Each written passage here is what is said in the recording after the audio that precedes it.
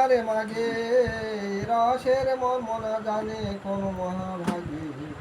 এই নারায়ণের ভৃত্য ঘরে ঘরে ভিক্ষা করছে, তাই এ রসের মর্ম কেহ নাই জানে। 10 ঘরে মাগিয়া তন্ডুল বিপ্র পায়, লক্ষ্মীপতি গৌরচন্দ্র তাহা কাড়ি খায়। মুদ্রার সহিত নৈবেদ্য জান বিধি, যে বেদ রূপে আপনে ভরিলা গুণ নিধি। বিনি সেই বিধি কিছু স্বীকার না করে, সকল প্রতিজ্ঞা শূন্য ভক্তের দুয়ারে। বলছেন নৈবেদ্য দেয়, তার যদি দক্ষিণা না দেয় তা প্রভু নেয় না। আর এখানে সব বিধি লঙ্ঘন করে সেই এর থেকে রান্না করে তুমসলার সেই তন্ডু খেয়ে নিচ্ছে। তাই ভক্তের দুয়ারে সব কিছু শূন্য, সব পাত। শুক্রম্বর তন্ডুলু তাহারা প্রমাণ, অতএব সকল বিধির ভক্তির প্রাণ। যত বিধি প্রতিষেধ সব ভক্তের দাস, ইহাতে যাহার দুঃখ সেই বুদ্ধি নাশ। ভক্তি বিধি মূলীন কহেন বেদ বেদব্যাস, সাক্ষাতে গৌরাঙ্গ তাহা করিল প্রকাশ। মুদ্রা নাহি করে বিপ্র, না দিল আপনে, তথাপি তন্ডুল প্রভু খাইল যতনে। কোনো দক্ষিণা দিল না, কিচ্ছু না, রান্না করলো না, সব তন্ডু খেয়ে।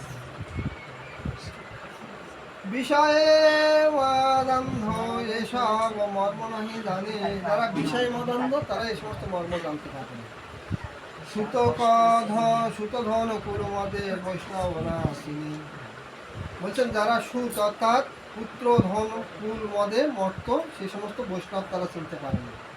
দেখি মূর্খ দরিদ্র সে সুজনের হাসে, তার পূজা বৃত্ত প্রভু কৃষ্ণের না বাসে। এখানে একটা শ্লোক দিয়েছেন যে ন ভজন্তি মনীষিনাং ইজ্জাং হরি আরাধনা, আত্মধন প্রিয় রসত্ব, শ্রুত ধন কুল কর্মণাং মদজ্জয়ী বিদধতি, পাপম অকিঞ্চনেষু সদস্য। অর্থাৎ দেবশ্রী নারদ প্রচেতাগণের প্রতি ভক্তি বিষয়ে উপদেশ দানের প্রসঙ্গে নিষ্কিঞ্চন সাধুগণের মহিমা বলিতেছেন। যে নিষ্কিঞ্চন যারা সাধু, তারা কিছু চাওয়া পাওয়ার আশা করে না। যারা বেদবিদ্যা, ধন সম্পদ এবং কুল ধর্মের নানারূপ অহংকার মাদকতার নিষ্কিঞ্চন, সর্বজনের প্রতি পাপাচরণ করেন, শ্রীহরি সেই দুর্বুদ্ধি দিগের পূজা গ্রহণ করে না। বলছেন যারা বেদ বিদ্যা অনেক কিছু আছে, ধন সম্পত্তি অনেক কিছু আছে, বড় কুলের উৎপত্তি, এবং তারা অহংকার করে, তাদের প্রতি ভগবান কৃপা করে না, তারা পূজা করলেও ভগবান গ্রহণ করে না। কারণ আত্মরূপী ভগবানই যাহাদের একমাত্র ধন, সেই সকল বাসনা বন্ধন বিমুক্ত অকিঞ্চন গণই শ্রীহরির একমাত্র ধন বা প্রীতিভাজন।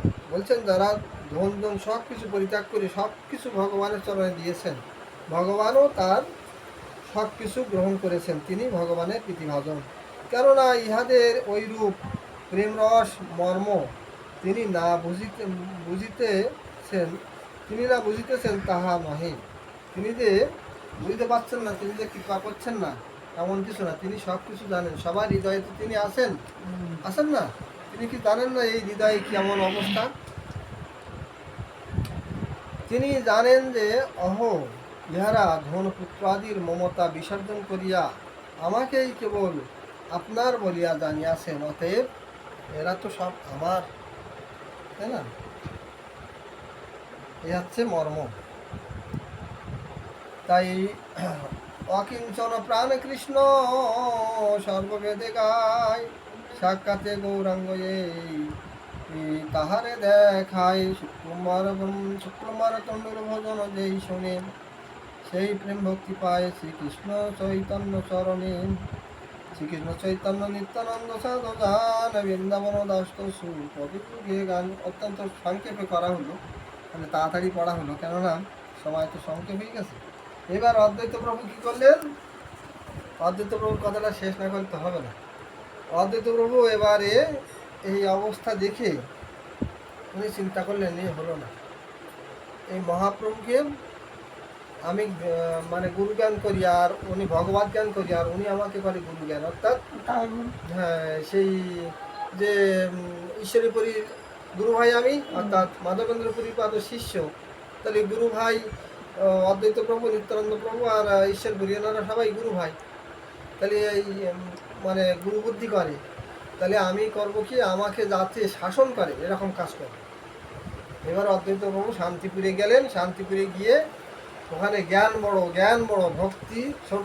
জ্ঞান না হলে ভক্তি হবে কোথার থেকে, এইভাবে সব জ্ঞানের চর্চা করতে শুরু করলেন। চর্চা করে বহু মানে লোকজন সব শেখাচ্ছে, জ্ঞান বড় করে নিজে মানে পাঠশালা টলে পড়াচ্ছে সব। এই সংবাদ মহাপ্রভুর কাছে এসছে। মহাপ্রভু আর নিত্যানন্দ প্রভু দুই ভাই খেলা করছেন, নদিয়ায় কীর্তন করতে করতে যাচ্ছেন, ভক্তবৃন্দ আছে। ভক্তবৃন্দকে বললেন চলে যাও তোমরা, আমরা আছি।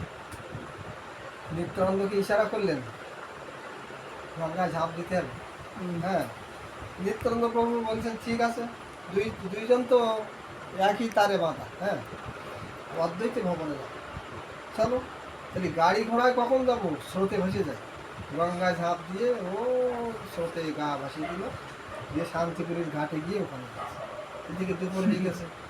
হ্যাঁ, দুপুর হয়ে গেছে, অদ্বৈত প্রভু টোলে ছুটি দেবে এমন সময়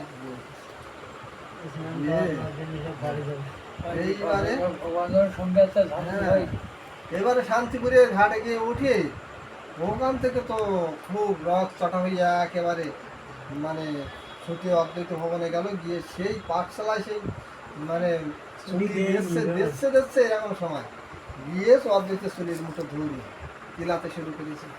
তো মারধর হচ্ছে। এইবারে সব শিষ্যরা সব ছুটে বেরিয়েছে, চারদিকে কি হচ্ছে বলে, দেখো আমাদের পণ্ডিত মানে আচার্যকে মারধর করছে এক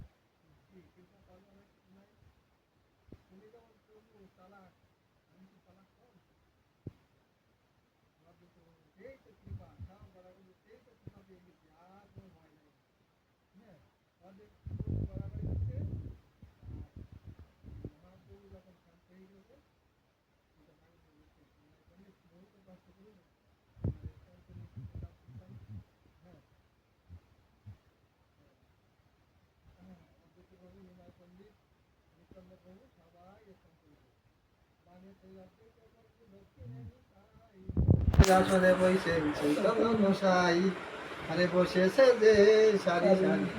হ্যাঁ, ৬৪ মহন্ত আর দ্বাদশ গোপাল, ৬ চক্রবর্তী আর বিরাজ, তারা বসেছে যে সারি সারি। ওই অদ্বৈতের মন্দিরে আলো করি, বসেছে যে সারি সারি, ভগমন্দিরে আলো করি। এই যে এবারে প্রসাদ, তিনজনে প্রসাদ পাচ্ছে, সব ভক্তগণ চারিদিকে যারা যারা ছিল আছে, একেবারে সীতা ঠাকুর নিজেই পরিবেশন করছে। এ হচ্ছে অদ্বৈত প্রভুর কৃপা হলো। মহাপ্রভু অদ্বৈত প্রভুকে এই কৃপা করলো। জ্ঞানের জ্ঞানের করেছে তো কৃপা পাওয়ার জন্য।